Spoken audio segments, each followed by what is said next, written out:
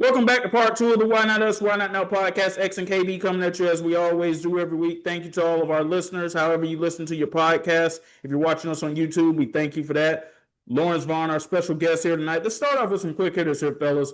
The Detroit Pistons snapping the Lakers' 9-game winning streak on Tuesday night. Look, I want to give the Lakers a lot of credit before we jump into that, though, because they were down big in that game. And earlier in the season, they would lose that game big too. But the way that they fought back just tells me that the mindset of this team is different. And I like the way that JJ Redick has them going in the right direction.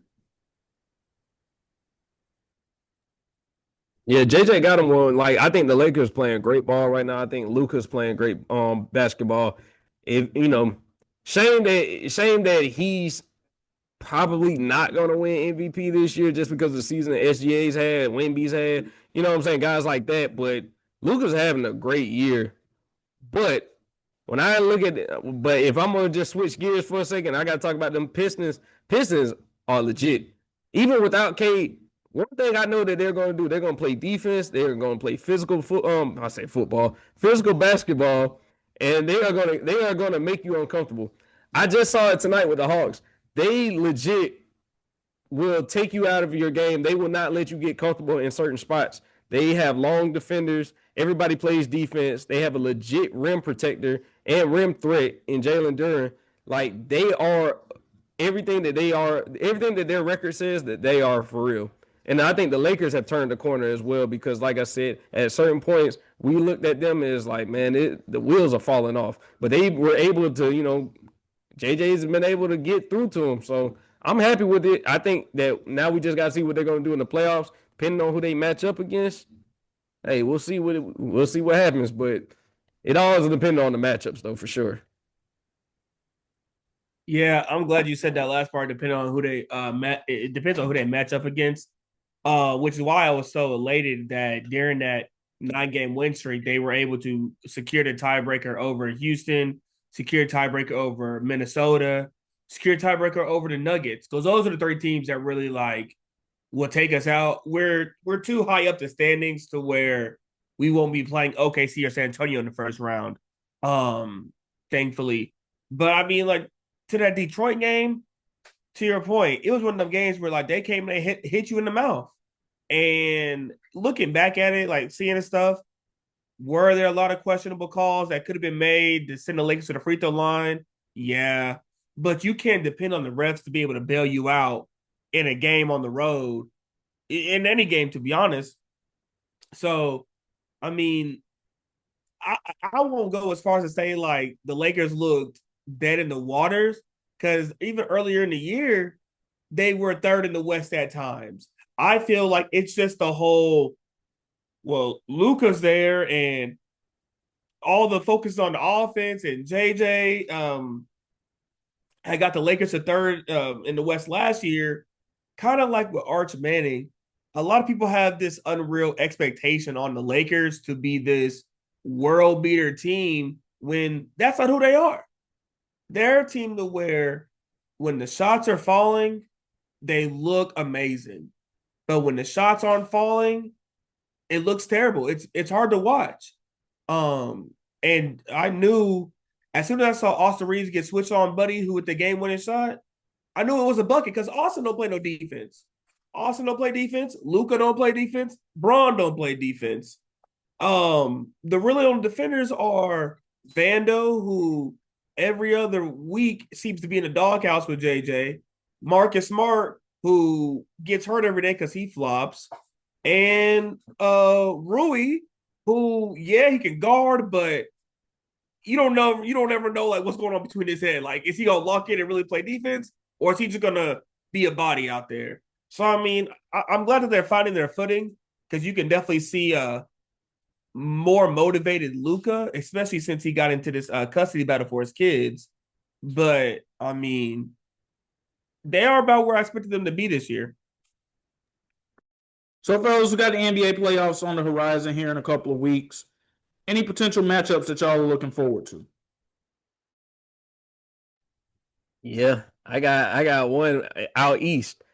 Um, you know, as everybody knows, I'm a Hawks fan, so it's a couple of potential first-round matchups that we could be possibly looking at right now. Season were to end today. Hawks and Knicks again. This time it looks a little bit different than it did in the past, but it still holds all that. It doesn't actually, you know what? Never mind. No, it doesn't. Because we had a real life villain. We had a real life villain, somebody that, embraced the hate. Now it's more team basketball. It's more free flowing basketball now. We have a different type of leader on our team now with Jalen Johnson. So it is a little bit different. Also, it could be a potential matchup where they possibly face the Cavaliers. Hawks have, been shooting up the standings lately. I think they've won, either 13 out of 14 or 14 out of 15, one of them, just because they just defeated the Detroit Pistons tonight, 130 to 129. So I'm looking forward to those matchups. But out west, I got so many teams that I'm looking forward to seeing. I want to see the Spurs. I need to see if this is all going to be like a part of their journey, or if this is just going to be like, great year, and then get to the playoffs and we see that the inexperience that they have with all the youth on their team has them flaming out. Also, you want to see if OKC can replicate the success they had last year and possibly go for a repeat, because it looks like SGA is on his way to winning back-to-back MVPs, because he's going to cement his legacy also all time this year. If he goes back-to-back MVPs, back-to-back championship, back-to-back finals MVPs, he's going to put himself in conversations that a lot of guys never are going to be able to aspire to. So I want to see that too. So there's a lot of narratives going into the playoffs that I'm looking at that I want to see if it's going to live up to the hype. I'm going to throw an Eastern Conference matchup at you that I'm looking at, and it probably would be the Eastern Conference Finals when this happens. I want to see the Pistons and the Celtics go at it, because I think that's physicality being able to match physicality. Because the only way you're going to beat the Pistons is if you're able to match them physically, and also if you can do things better than them offensively. And I think the Celtics are one of those teams that could honestly do that. Honestly, I'm glad you said that. I honestly think that they may have the only team in the East that can actually match them physicality-wise in a 7-game series. Because, like I said, they have a plethora of players that they can use against Cade. And this is all, granted, Cade is back in time and he's healthy for the playoff run, which he should be. But, you got guys like that we were talking about, I was talking to a couple of friends of mine that you got these role players that are making, a lot of money nowadays, but that's also why you got guys like Derek White. Even Peyton Pritchard took a step forward this year. I think that Jaylen Brown should get more love when it comes to MVP, just because he held it down this year. This year, I think that if you was somebody that was out there that said, I have Jaylen Brown as my MVP, I can't be mad at you. I really can't, because a lot of people, I ain't going to say a lot of people didn't necessarily give him a chance because they didn't think that he was going to have the statistical year that he's had. But he has them rolling. And then when Jason Tatum came back into the fold, it was just like a seamless transition because they were already playing good basketball. So I do think that they are the only team in the East in a 7-game series that can match them physicality-wise. You could maybe throw in, and I'm not even sure about them because of the fact that they're so kind of up and down to me, is the Knicks, just because of the amount of wings that they have that they can throw at them. But other than that, I don't really see too many teams that can match them like physicality-wise. So it may be where we get a 1-2 matchup in the conference finals. I'm going to tell you before we hand it off the Law, I'm not looking forward to watching the Knicks too much in these playoffs this year as I was last year, because to me, they've lost some of their toughness and their grit that they had with Tom Thibodeau. I don't see it with Mike Brown. Who you got, Law? So for me, out east, I know you just mentioned it, but it would be New York, Detroit, just because I felt like last year Detroit really got slighted, and I feel like that they've made it their mission. And if you look at every time they've played New York, they blowing them jokers out. Like they taking it personal. Out west, while I agree with KB, there's a lot of matchups that intrigue me. I would really want to see Spurs Denver. I would want to be able to see that youth and experience go against an inexperienced championship team that hopefully by that point, like, we're healthy. We done geared up again. We ready to make a run at this. because to me, that Jokic is the type of big that is the Spurs kryptonite, and that's a big that pulls Wemby away from the basket. So I feel like that could be a great chess match in the game itself. That is a good one. My only cause to pause when it comes to Denver, I know they have the players with the championship experience, but for their coach, because I know he took over late last season when Mike Malone was dismissed late in the regular season. To me, it feels like his first real playoff run with this team, even though he did coach them through the second round of last year. To me, him going through his first full season as their head coach, it feels like this is his first real playoff run. That's the only thing that gives me cause to pause when it comes to them. But you're absolutely right about the Jokic Wemby point there. Like, that's when the Spurs would have to really depend a lot on Stephon Castle and Harper and De'Aaron Fox. They would really need their guards to step up and play well. And I believe that they have the ability to do so. But I believe that will be a fun 6-7 game series for sure. We already talked about the MVP conversation, so we won't go into that. But we do got a little NFL news to go into, and that's Jackson Smith-Njigba. Well-deserved, signing an extension that makes him the highest paid wide receiver in NFL history. He's a guy that goes about his business. He's not a diva out there on the field, off the field. Seattle did what they needed to do, and I still think that this is somewhat a team-friendly deal that they signed him to as well, because if they had waited another year to do this and say that he replicates the same success next season that he had in 2025, those numbers would have been even higher. That would have been a mistake to let that happen, to just play the wait and see game. Man, you got a guy right now, young guy. And like you've seen it. Even in his rookie season, I saw a few things. I was like, yeah, this guy's going to be something serious. But now with the workload that he has, yeah, and I think that was more so about them securing their future, because, like I said, you have him, you have Rashid Shaheed, you still got a veteran like Cooper Kupp out there. Like, they aren't going to take.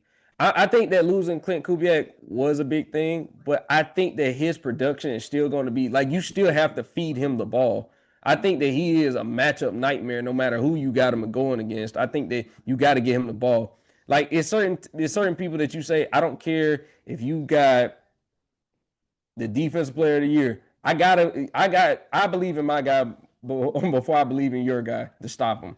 I think that JSN is trending upwards. He's going to warrant anywhere from probably like 8 to 10 targets a game. And that's on a low level. I'm just talking about like just on a minimal level. You have to target him at least 8 to 10 times. And I think that, he deserved his money.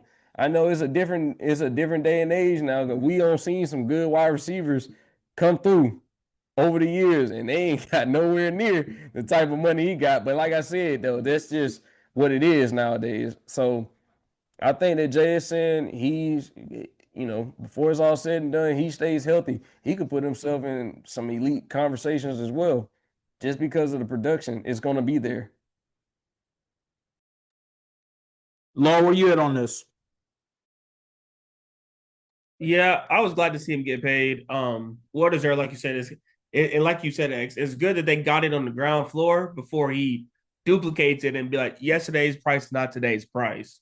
I do wonder though, where does that line up the books for Puka? Where does that line the books up for what George Pickens would assumably want to get down the line? Because as we all know, with position players, it's just whose turn is it next? Whose turn is it next? Now, while I don't think George is in their class at all, his agent is. I mean, David Mulligan is one of the top dogs agent-wise that there is in the league. But it's a good deal. Good, like you said, team-friendly. I'll be curious to see if really how it plays an impact on Puka's deal. Because as we know, the Rams aren't, hey, bro, we'll trade you. If it means we could get another ring right now, we'll trade you and get more picks to trade off for something else. So, I mean, love it for Jackson. He's actually from city here in Dallas, Rockwall. So love it for him. Well deserved, and I feel like it's no better feeling than to go out, win the Super Bowl, and in that same summer get paid.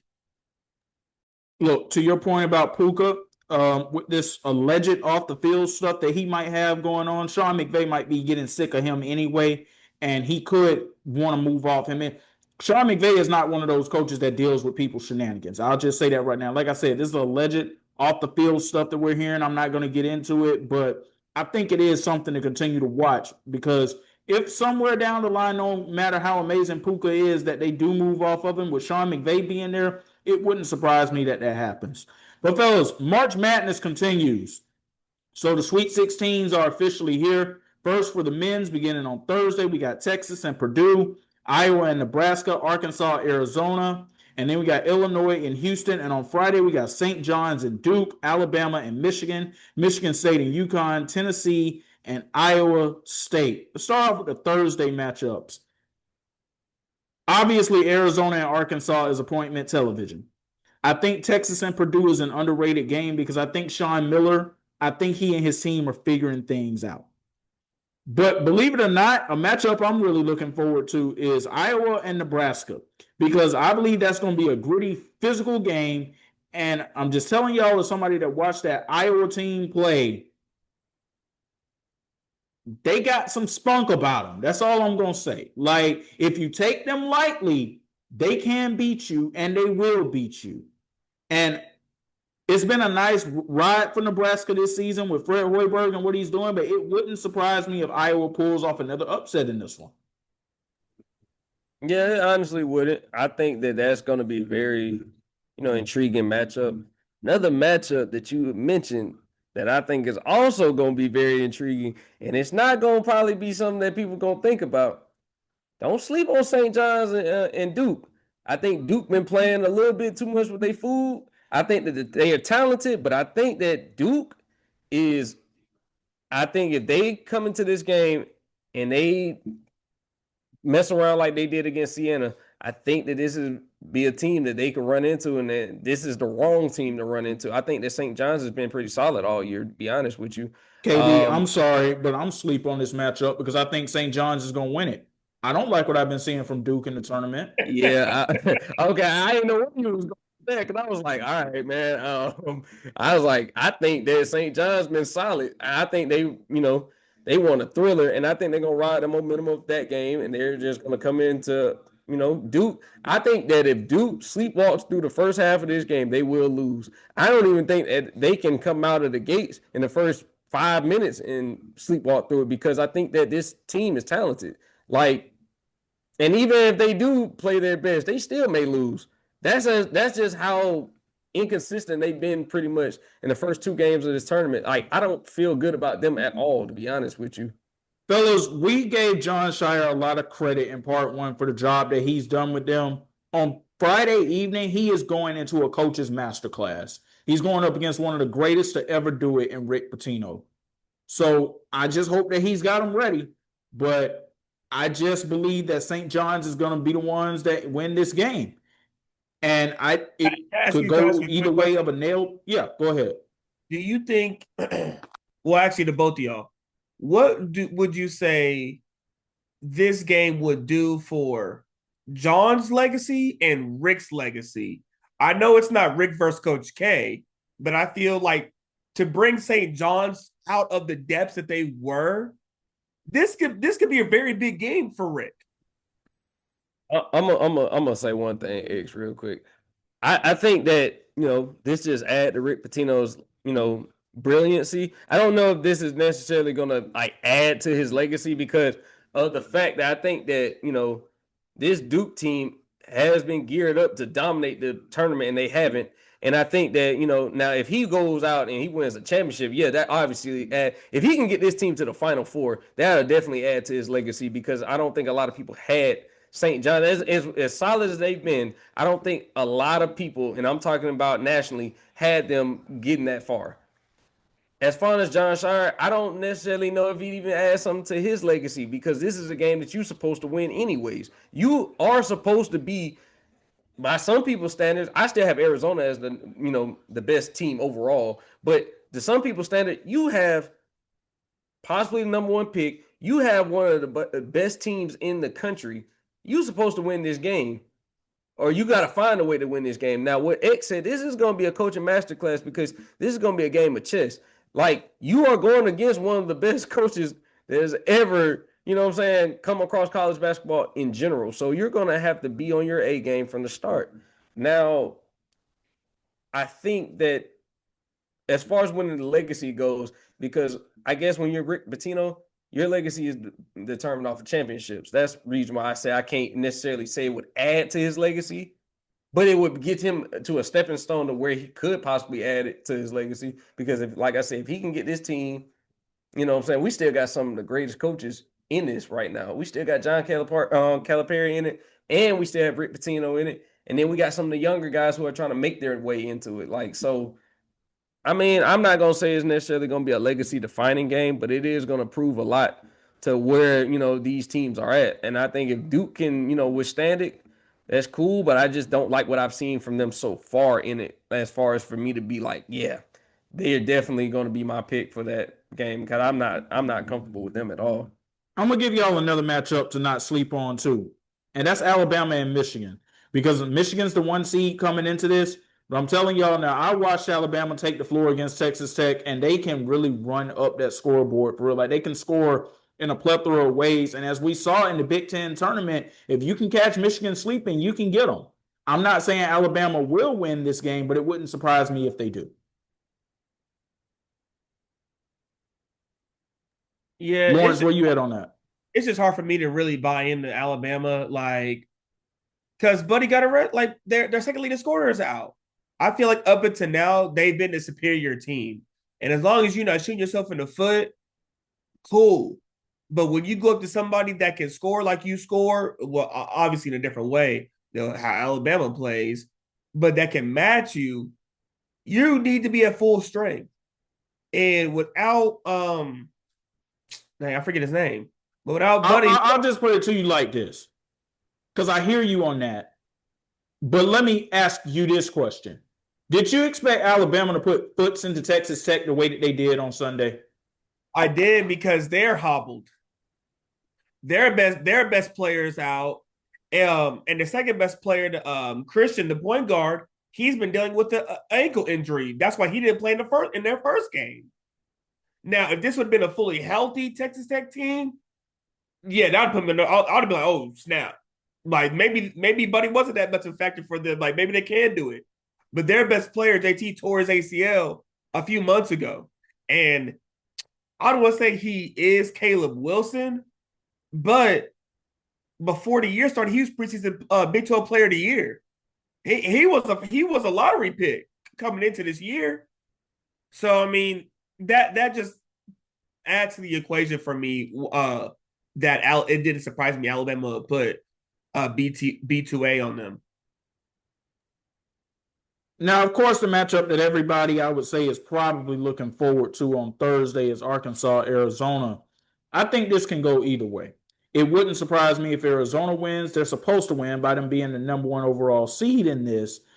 Wouldn't surprise me if Arkansas wins, because they have caught lightning in a bottle at the right time and, dare I say, have the most electric player in college basketball remaining in this tournament, and Darius Acuff Jr. I'm sorry, KB. I don't think the Hawks are going to end up getting him. At this point, I think he's probably going to be the second player taken in this draft. I'm not mad at that. I'm not mad at that, because he's shown to be consistent. Like, this is my whole thought process on it. I have seen people say that they're more comfortable taking him over Darren Peterson. And I can honestly, I'm not mad at that either, because of the, you know, concern with the injuries and things of that nature. You know, I think it's not more for a talent perspective, because I think that both are talented. I think that it's just more a comfortability of who's more available. Because Darius Acuff, he is electric. I can't say that he isn't. Number two. I was gonna say that's a high number. It's possible. Yeah, but fellas, you got to take this into consideration. Look at what he's doing in the tournament and the stages that he's on that he's doing it. That's going to matter to some of these general managers. I think it also depends on who is picking. Yeah. Who's picking? Because, like I said, I say that because unless you are willing to trade up and mortgage your future, if you already got your point guard of the future, you don't need Darius Acup. Like, he's not gonna be on your radar. You're gonna look at like I gotta say, I think that AJ is the most talented player coming out. Personally, I think that he plugs into a lot of teams right away. You know what I'm saying? 6'8", 6'9", strong. You got to improve a little bit on that outside shot, but that's, that'll come. But I think that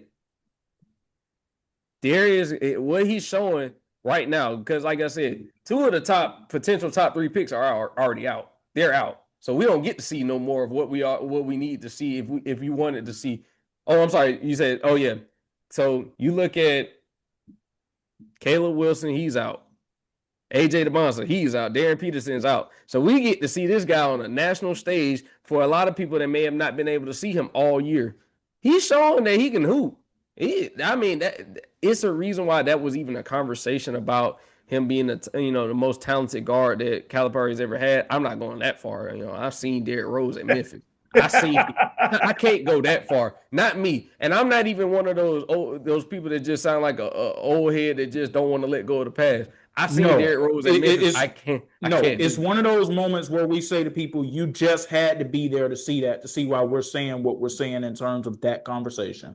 Yeah, it's I love what he's doing though. I love what he's doing. Like he got a swagger to his game, man. I can't deny that. But as far as best guard that he's ever had, and Calipari don't have some great guard. He don't have De'Aaron Fox, you know what I'm saying? And for those guys that don't remember him in Kentucky, that was a bad boy. That was a bad dude. So, you know what I'm saying? I'm not going that far. But what I will say is he got a chance to make a statement this game. He go out and he do this to what a lot of people view as the best team out there in the field, or just been the best team all year. He go out there and dominate and hang up 25, 30 on their head.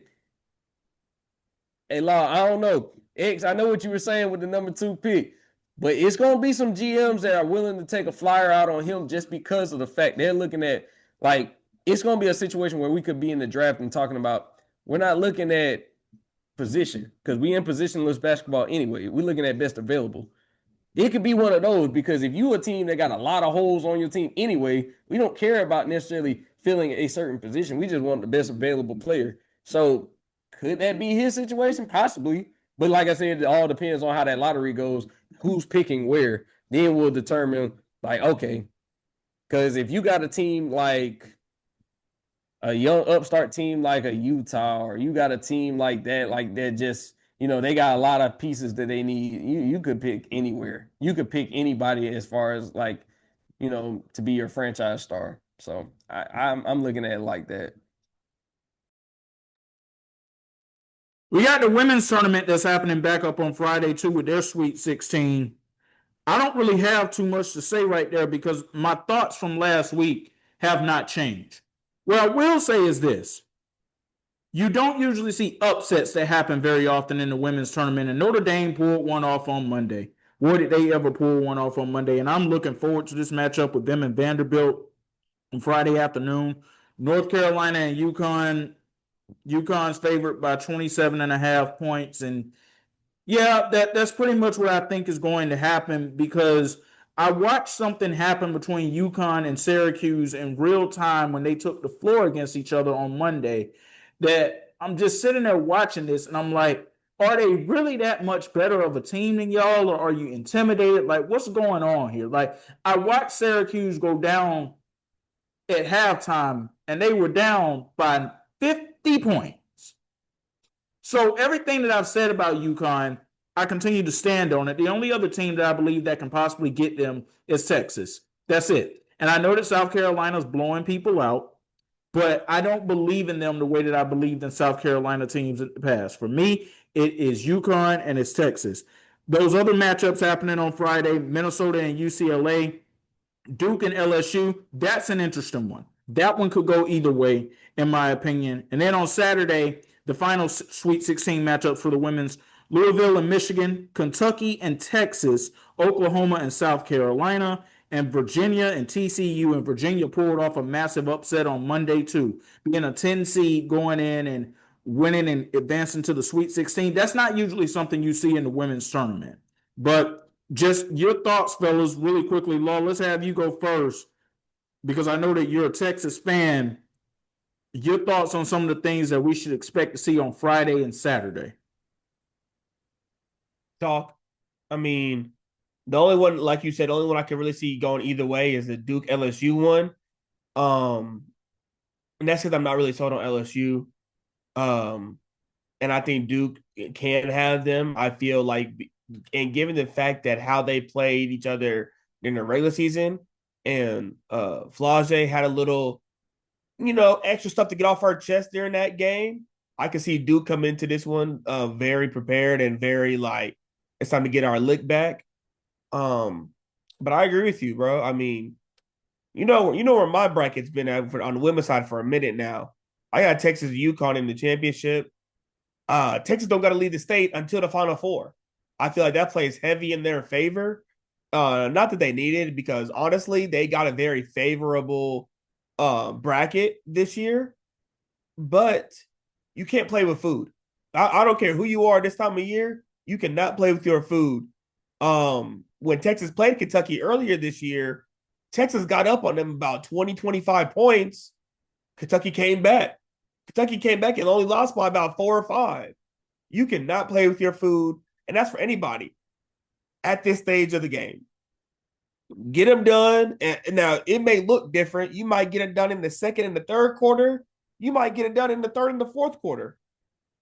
But you can't play with food. You can't give, and that's for men and women, you can't give your opponent the satisfaction of thinking we can beat this team. We do belong here. We don't have to look at the front of their jerseys to be intimidated. We belong. So, I mean, hopefully Madison Looker can replicate that previous game with a 40 ball. I'm not saying go get 40 every game, but she can duplicate that aggressiveness, and we can take this home. KB, where you stand on the women's? Yes, I'm pretty much like you, man. I'm pretty much like, it's UConn and then it's everybody else. Now, do I think Texas presents a very intriguing matchup for them? Yes. I even think that Texas and, South Carolina Part 2 would even be fireworks just because of the fact that they've seen each other before. I do think Texas would, get it done if they were to see each other again. I think they would get it done. I just think that I would rely on those, Dawn Staley being a great head coach. I think that she would make those adjustments from the first matchup to kind of, fix a few things. But I do think that would be a great matchup. But I do still feel like it's UConn. It's just UConn and whatever you want to say everybody else is doing. I think that, the women's tournament, I hate to say it, man, it feels like a foregone conclusion, to be honest. It does. It does feel like, when I looked at what Syracuse's head coach said after in that press conference told me a lot. She was that was some frustration of the highest degree. Being put in a bracket with UConn is almost like being sent to jail, and you in jail with a serial killer, and you're gonna probably be next. You're gonna probably be next to go, if anything, because it's just like she knew that they probably had no chance to win a national championship. But she was hoping that she could prolong it a little bit, at least. She was hoping that maybe if we get into another bracket, we won't have to see them at least until later. But, with UConn, it's kind of inevitable at this point. They've been the most talented team all year. All they're doing is just now making it to where everybody knows that they've been the most talented all year. They have the most complete team. Like I said, when we were talking about like schools that have tradition, have a standard, this is the standard for women's basketball. And even if you want to include just basketball in general, because they've had men's teams in the past that also have done not like this. I think that Gino's pretty much built this into a machine. This is like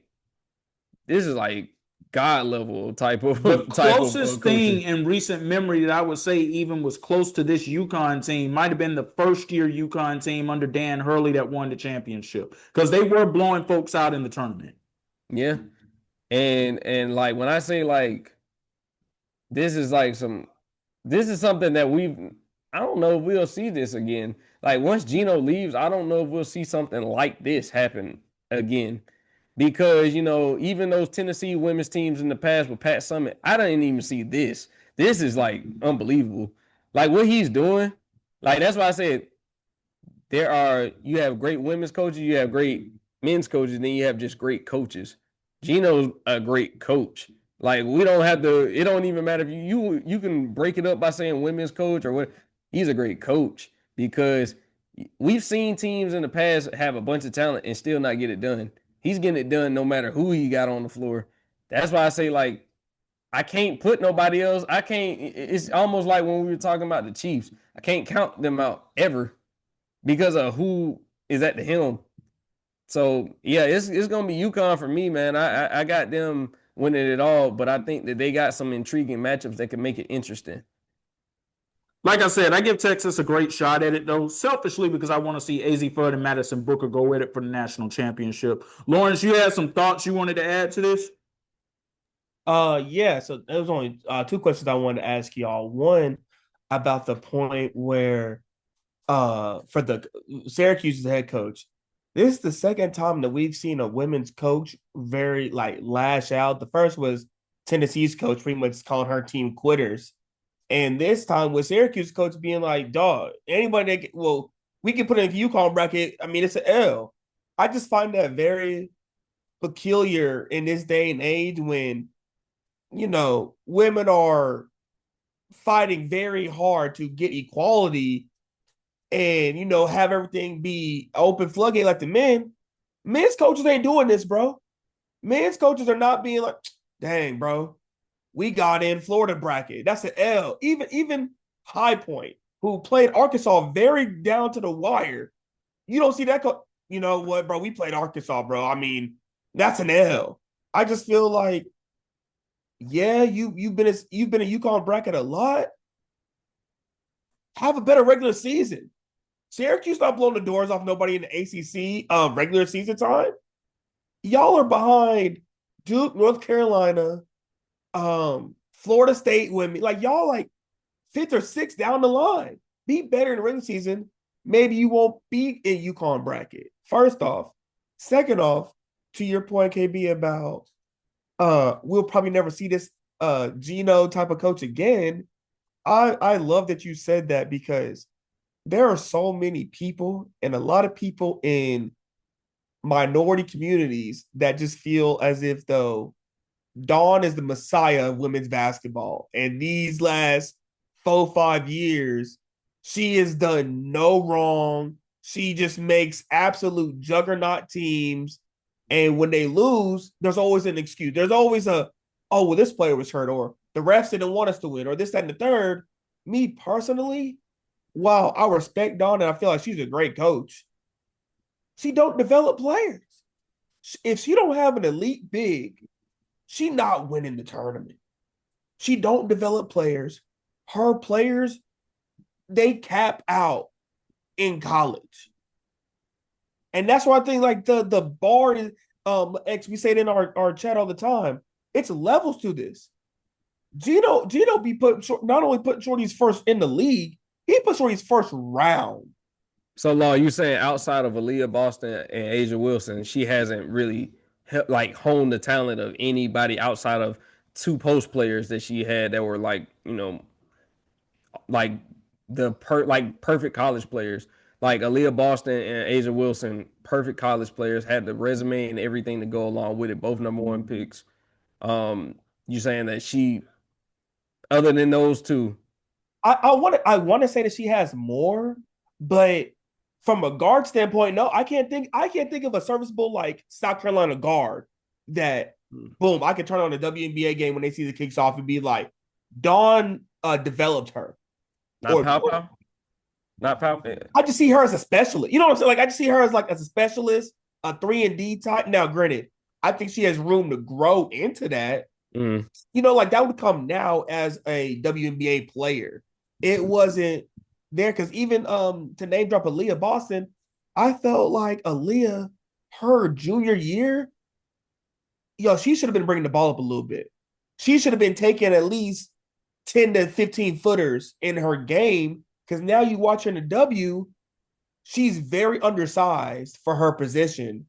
And her game is very limited to almost a Charles Barkley-esque type of game to where I got to stay around the rim.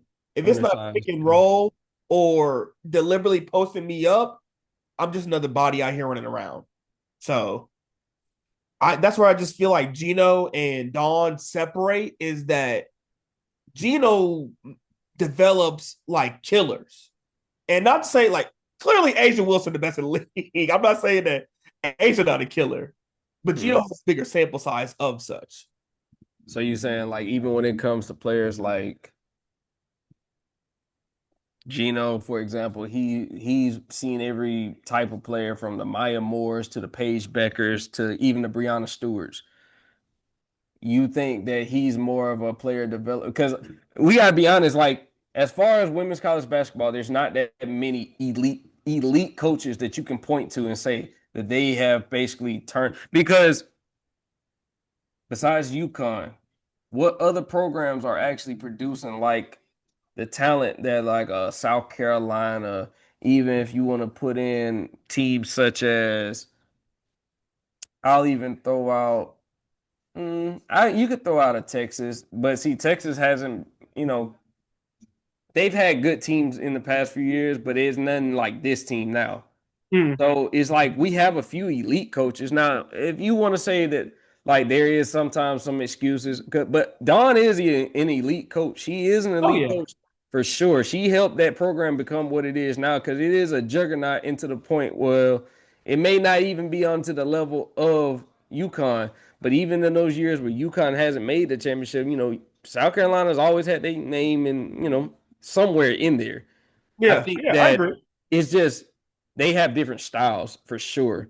I think that they have different styles and the talent is a little bit different because one player that I think that I would love to see what she does on the next level is Raven Johnson. I think that she's carved out a niche of being she can guard. We've seen her guard Caitlin Clark in the national championship, make it hard for her. I want to see what she could do because if we were talking about South Carolina guards, I want to see what she can do at the next level because with the amount of talent that's coming into the W now, especially when you factor in what they call baby Jordan is on the way. Right. And Juju, you know what I'm saying? You could have a niche and you don't have to be a superstar. You could just be a superstar in your role. You could see a player like Raven Johnson be a superstar in her role to be where she is doing exactly what she could be asked to do in the W right now. She's guarding the other team's best player and she's being effective in doing that. Now, I just want to see, a reason I just say that, I don't think there should be any excuse for anybody because if you got to coach at the end of the day. I don't care who you put out on the floor, you got to coach. So yeah, I didn't like the message that Syracuse coach sent with that, honestly, because to me, that came across as, well, we've already accepted defeat before we even go out there and play anyway. I didn't like that at all. Which it sounded like intimidation. It did sound like we had no chance when we saw them come out on the floor. We knew we was cooked. We knew it was going to be one of those situations because, like I said, they have that fear factor. They do got that fear factor. When you blowing teams out consistently, who do you think really want to see you unless you got a program like a South Carolina, like a Texas that's saying, hey, we can hoop too. We just got to catch you one time. We ain't got to get you in a series. We just got to catch you once. So it's possible. That's why when you say Texas, you going to give them a chance. I'm going to give them a chance too. We only got to get you one time. We don't have to get you a bunch of times, and it ain't got to be pretty. We got to muddy up the game for you because if we allow you to play your style of basketball, we're going to lose every time. It's going to be a track meet, and they're going to win every single time because they have that talent. So I think that UConn is still the cream of the crop, but it's not like Texas and South Carolina are that far underneath. They're there, but I don't think that they got enough. I think that they're there, but there's still a little gap. There's a good sized gap between the three of them. It's UConn, then you get a gap, Texas, Then you got a small little gap between Texas and South Carolina, and that's exactly how I would leave it at. I wouldn't put nobody else above those three. I think that those three are the only ones I feel like really have a legit shot of winning it all. I agree. I agree with that. And to that point, I felt like the series that Texas and South Carolina played, to your point about we just gotta get you once, when Texas beat South Carolina in Vegas on that game winner to start the year, that did wonders for the mental fortitude for the team because Madison didn't play her best that game. It took a game winner by Rory, who rarely shoots, to get the dub. So then it's like, okay, cool, we can beat them. Like it's like that mental hurdle to get like it can be done. So I agree with you on that. Those three are definitely the cream of the crop. And I love that as a country, more eyes are getting on the women's game, bro. Like, because these girls can hoop to X's point. Like, Madison Booker and AZ Fudd in the championship would be box office. I mean, dog, you sit down, you watch the pros go to work. Law, think about it like this. It's been to the point where we've had certain times where we can honestly say, and I know in the past couple of years, I can honestly say I had more fun watching the women's March Madness tournament than the men's. And it's been like that because they had the names also to come along with it. When you had Paige Beckers and Juju, when you had Caitlin Clark and Angel Reese, you had those names. It was like we were watching. Also, it was almost like watching a storyline play out in real time because we were seeing like, okay, like even those years when for the men's side, we've seen years where there's been no consensus number one pick. There's been no like this year was a little different because we got guys that actually have the talent that we could say these guys. It could be any one of these collection of guys. But then there's been guys where times where we've seen that there's not been a guy that stood out really. It's really like the field. It was kind of like even the year that Cade Cunningham came out. Okay, we knew Cade was going one. We knew Jalen Green was going two. But then after that, it was just like, okay, who's going to be three? Could it be Reed Shepherd? Could it be someone else? Didn't really know. So, I've honestly said I've seen times where I've seen those women's games. I'm one of the fans. I prefer, women's college basketball even over the W sometimes. I think that it's more free flowing. I think that they play more intense. I think that, the college atmosphere helps add into it. So I'm one of those people. Like, I honestly can say sometimes I get more entertainment watching the women than the men. Well, that's going to do it for this edition of the Why Not Us, Why Not Now podcast. Law, we thank you, bro, for joining us. I promise y'all it's not the last time y'all going to hear from Lawrence on the show. Appreciate it. Thank y'all for having me. And for KB, appreciate you. And for KB, I'm X, and we're saying peace. Peace.